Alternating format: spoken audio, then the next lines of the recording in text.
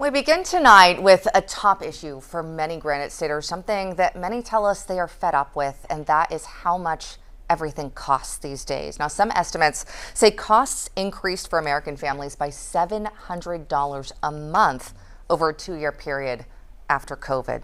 Congressman Pappas, a number of economists say this was in large part due to the massive government spending you and other members of Congress voted for.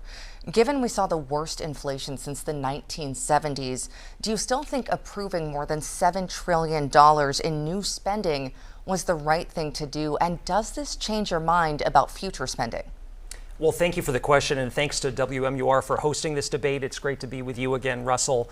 This is an important conversation about how we can ensure the economy is working for everyone, and I'm focused on what we can do to lower costs. Certainly during those tough pandemic years, it was important for Republicans and Democrats to come together and find ways to keep our small businesses afloat, ensure that our communities had the tools they needed to get through the public health crisis, and to make sure that people didn't become chronically unemployed in our state.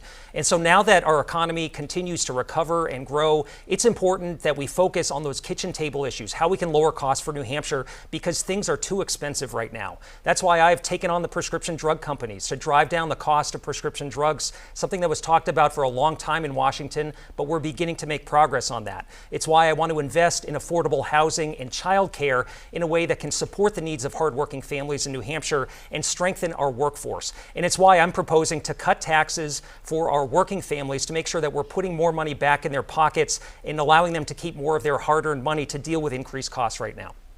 Councillor Prescott, you have pointed to government spending as a main reason that inflation climbed for American consumers. But the government, with a Republican-led House, still continues to spend trillions more than it takes in.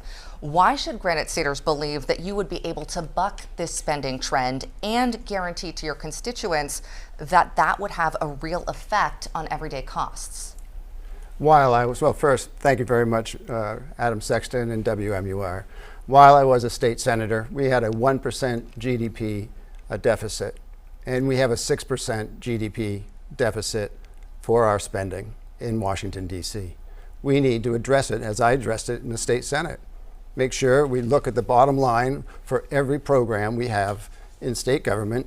We do it for U.S. government. What we did in the Senate, we were able to solve a budget deficit of 1% that year. We should be able to do that in Washington, D.C. Also, if we pay attention to the fact that we have a GDP that is rising by 2.8% is the latest numbers, that results in more revenue.